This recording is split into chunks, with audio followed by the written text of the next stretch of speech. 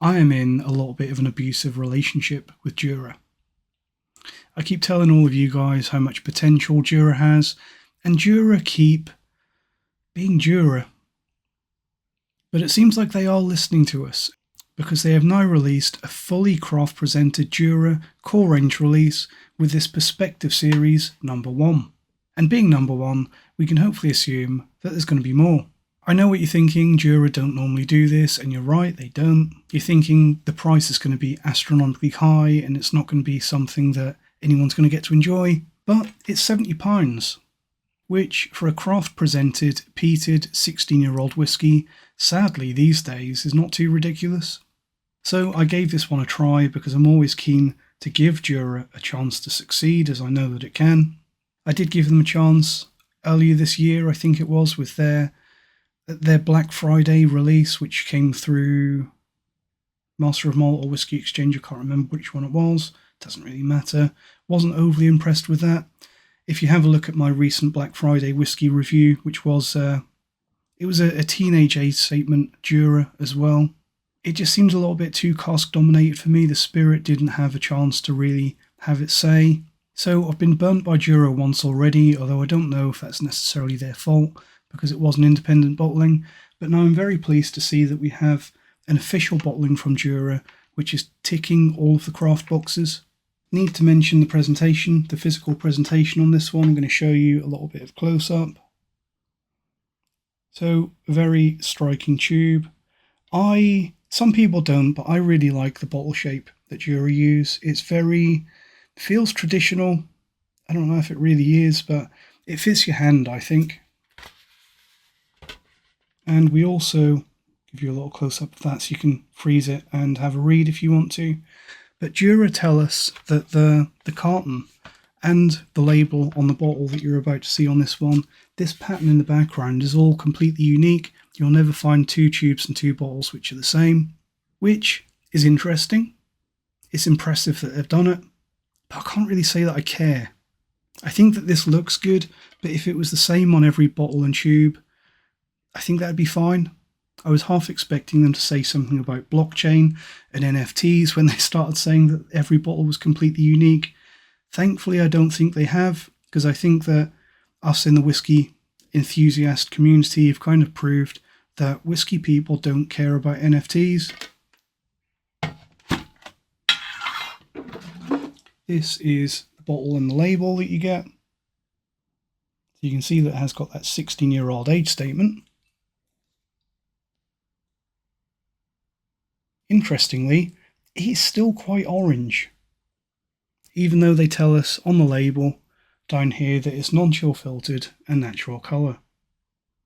The casks that they use on this one, it's bottled at 46.5%, so they've gone a little bit higher than the gold standard of 46%, and they tell us that it's matured in American white oak bourbon barrels and finished in Oloroso sherry casks. So, Jura, oh Jura. What is the problem with Jura? Everyone loves to crap on Jura, but really what is it that they're doing wrong? I think it's never as simple as one thing. When a whiskey distillery is as maligned as Jura is, I think a large part of the problem is that the White and Mackay group that own Jura, they've obviously made a conscious decision that Jura will be their cheap workhorse single malt. It's the cheap stuff that's going to go out to the supermarkets to compete with your blends and your Johnny Walkers and take some of those sales away by selling borderline adequate whiskey at £20 on special offer, producing high volume, low effort whiskey to sell on discount in supermarkets whilst pretending that the original price was £45, which nobody believes. But it does sell well here in the UK. You always see it in the supermarkets. It's almost always on offer, and people buy it when it is on offer. But I think that this deal with the devil that they've made with the supermarkets, where they've agreed to make good money by supplying large volumes at this low cost point, it really does nothing to enhance and promote the level of quality coming out of Jura Distillery. It really limits the quality and cost and effort the distillery are able to put in, which is why we've now in 2025 seen a series of low-quality Jura official bottlings now. Lots of 40% stuff, 40% 10-year-olds, no age statement, origin and superstition, rum cask, American whiskey cask or whatever it was, red wine cask, winter cask, ale cask, bourbon cask, everything cask, anything apart from actually making the whiskey good. It's very much this scattergun approach of just trying everything and hoping that someone buys it, which is not how you make quality whiskey and get a following. I think that another problem with Jura, as I've said with all of those cask releases, is they are quite lacking in direction.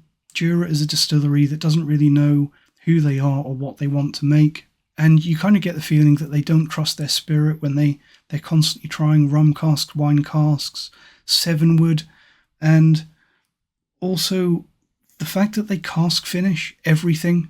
Like the recent, it's probably still available, 18-year-old release from Jura, they put a bloody red wine cask finish on an 18-year-old whiskey. It's spent nearly 20 years in a cask, and at the last possible time, they decide to slap a bunch of other flavours on top to mask what they've done over those 18 years. It just smacks of not believing that their product is good enough to stand on its own 2 feet, which may be partly because they are limited to that low price point to keep the supermarkets happy and keep the high volumes moving, which means that the casks are not always the best over at Jura. I think most people who have tried Jura would probably agree that it seems like a distillery that's willing to use some really crappy casks, and because of that willingness to take on poor casks and use them, a lot of especially cheap Juras and the cask finished Juras, they just taste bad.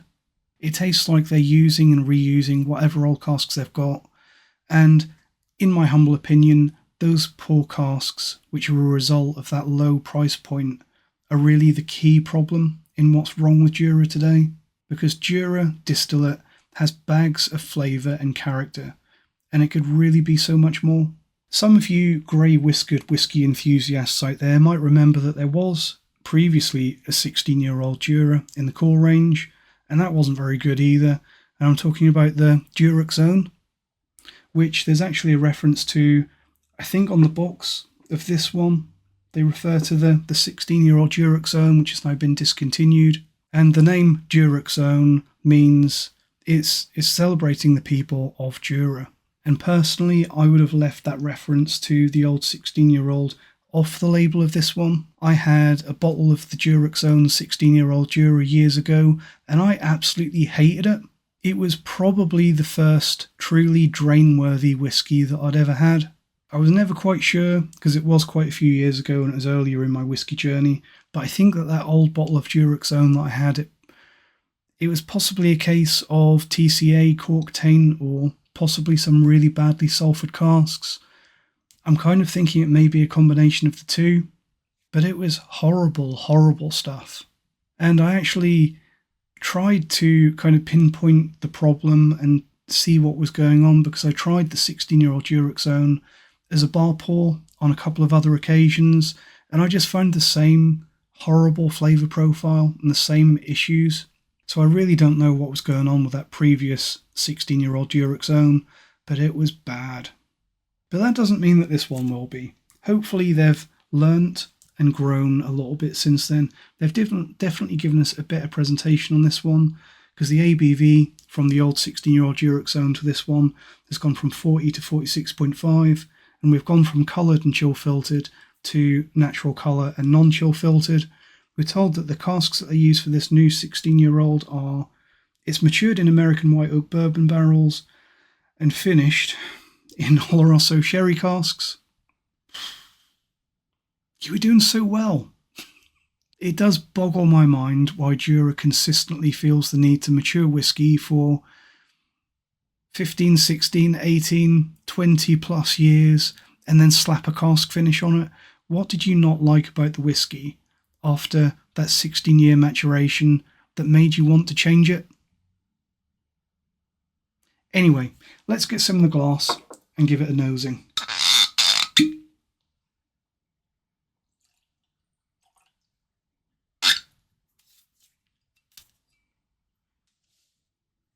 funky, vegetal, Jura trademark peat. And that's one of the things that I really love about Jura, that it has that really distinct, unique peatiness. I think that 20 plus years ago, there was probably a lot more of this. A lot of distilleries weren't afraid to have really unusual and characterful peat in their whiskies. Peat was obviously much more common back then, and things were just less homogenous. People weren't afraid to be different, and really slightly ugly and slightly weird peatiness was not such a rare thing. And I think that Jura is one of the few distilleries that really has unique peat these days. Vegetal peat, a little bit of leaf mulch and boiled vegetables, as well as a little bit of chocolate and toffee. And in that sense, I think that this is quite a Highland style, like a peated Highland. Some very well matured toffeed malt coming out on the nose of this one if you give it enough time. A little bit of nuttiness, a little bit of peanut, and a little bit of strawberry. Quite fruity on the nose, which is possibly coming through from those Oloroso casks, as well as the Jura Spirit, which with those really tall stills over at the Isle of Jura can be very fruity and characterful in itself. A little bit of lime, kiwi, very, very fruity. I would say that there are signs of an extended maturation, signs that this is an older whiskey on the nose, but I think that you really have to look for them. It doesn't nose particularly old for a 16-year-old whiskey, or particularly bold for that matter. It's not the most forthcoming or bold of aromas on the nose, but it does have some interesting and quality flavours. Let's see how it tastes.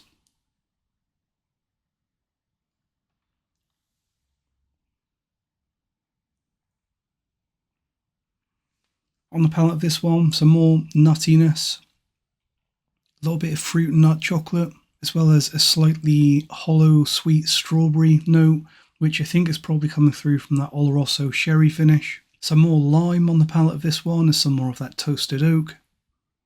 I think that if you hold this one on your palate, it does develop quite nicely.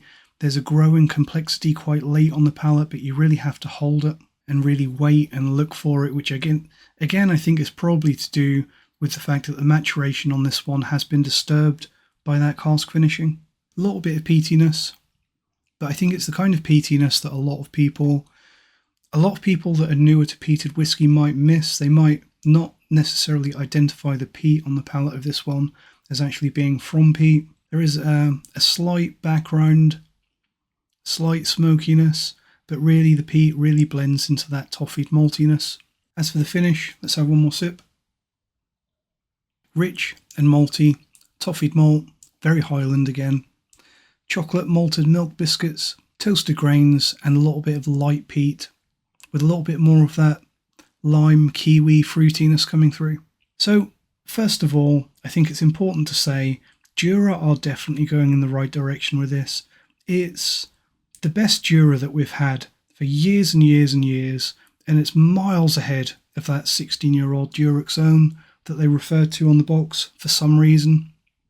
In my opinion, at least the batches that I tried of the old 16-year-old Jura were outright defective, whereas this new 16-year-old Jura Perspective series, it's a solid mixed maturation, well-matured whiskey. Although saying that, like the old bottle, it's also frustrating that it doesn't quite offer what you'd hope for a 16-year-old age statement or from that full bore ABV. But it is, as I said, probably the best Jura that we've had from Jura themselves since Jura Prophecy, and by a wide margin as well.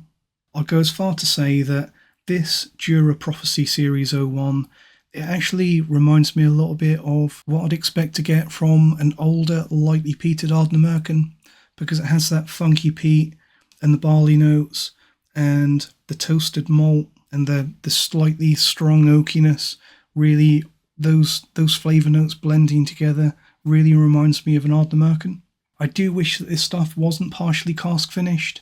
It really frustrates the hell out of me that Jura can't put a full-term maturation on anything, because I'm not alone in thinking this. I think that when you have a long maturation and then put a cask finish on it, it really disrupts the maturation, and you don't end up with the same maturation that you'd have got if you'd have left that cask alone for the full term. I think that as a result of that disruption in the maturation, this one is a little weak and muddled on the nose, which I think is related to that cask finish. To its credit, the problem goes away and it's nowhere near as bad on the palate and even less bad on the finish, which is actually quite good. If you have a look online, and you may have done already, you might see rumours that the finishing period in those Oloroso casks on this one was actually 4 years, which could be called more of a secondary maturation, but whatever it is, the finishing on this one just doesn't really work for me.